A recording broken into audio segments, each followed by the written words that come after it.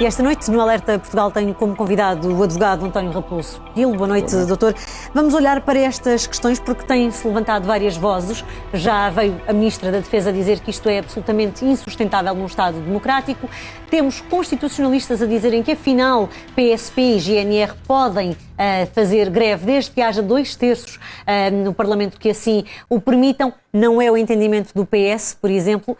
Também não é o entendimento do Chega, que diz no seu programa de partido que, afinal, a polícia pode fazer greve. Pode ou não pode, deve ou não deve? Qual é o seu entendimento? Bom, antes de mais é preciso distinguir qual o perfil profissional e a natureza da instituição que estamos a referir.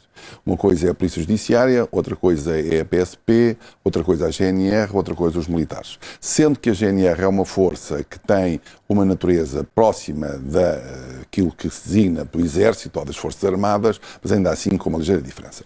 Outra questão é saber se o tecido constitucional ou a organização constitucional impede de todo que, por lei ordinária, se estabeleçam direitos desta natureza. Direitos de greve, direitos de inscrição em partidos políticos. E aí temos a Lei de Base da Defesa Nacional, onde a tal lei que por 2/3 podia ser alterada num ou noutro sentido. Sendo que, na minha opinião, organizações do Estado que tenham como fim a defesa do próprio Estado, da integridade do Estado, de defesa da sua estrutura de poder, e estrutura de poder significa poder democrático, a existência dos 3 poderes, não pode ter acesso ao direito à greve. Mas, por exemplo, a Polícia Judiciária tem esse direito, certo? Mas não tem nada a ver. Ou seja, a Polícia Judiciária não defende o Estado de Direito, não defende a soberania nacional, tem como função a persecução de interesses de quê? De punir, investigar, de zelar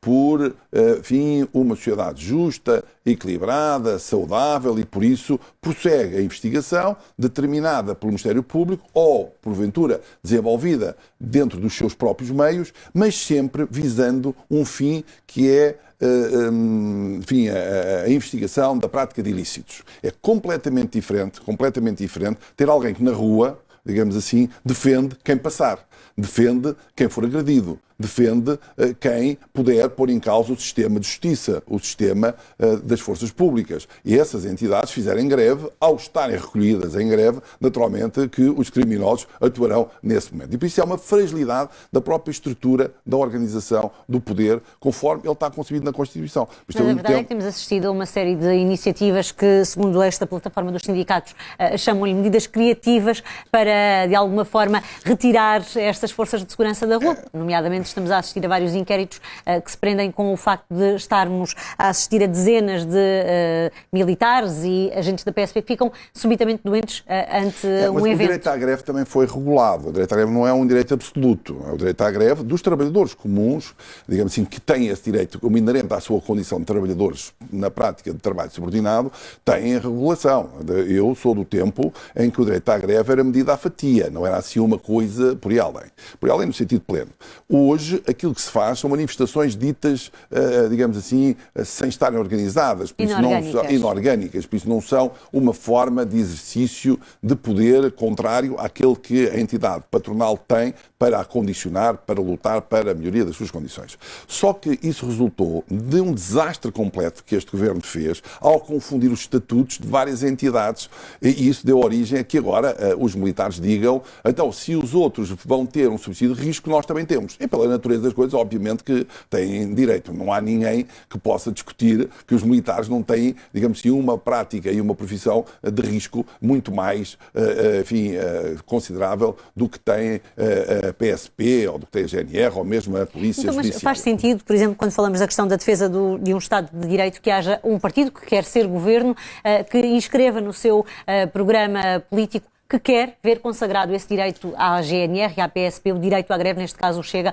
sendo que PS e Iniciativa Liberal já se mostraram contra essa possibilidade. Mas aqui o grande problema, é um problema, mas o grande problema, a origem do problema não está no Chega como partido extremista que quer pôr em causa, a organização social, dizê-lo. O que está em causa é que o governo, eleito por maioria dos portugueses, para se defender dessa, digamos assim, manifestação eleitoralista foi aumentar a Polícia Judiciária e foi deixar no ar que depois aumentaria, fixaria igual subsídio para a PSP e para a GNR. E agora abriu, digamos assim, o alçapão para os militares. Por outro lado, uma das questões fundamentais, um dos parâmetros, pressupostos fundamentais da organização do Estado de Direito é haver clareza nas instituições, clareza naquilo que são os direitos e deveres, sobretudo quando eles exercem e emanam dos poderes públicos. E por isso as Forças Armadas têm um regime de disciplina. Eu fui professor na Academia da Força Aérea e por isso dei aulas durante 10 anos de Justiça e Disciplina e conheço muito bem o regime.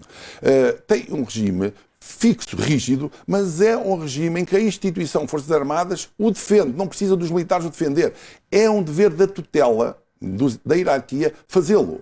E por isso, quando faz, olha para fora e obriga o poder político, entre aspas, leva o poder político a considerar quaisquer alterações no domínio da função pública que teriam sempre um reflexo dentro das Forças Armadas. Só que desta vez não foi assim. Como desta vez isto está tudo espartilhado, o que aconteceu foi que o Governo atacou uma frente que queria dominar, que foi a Polícia Judiciária.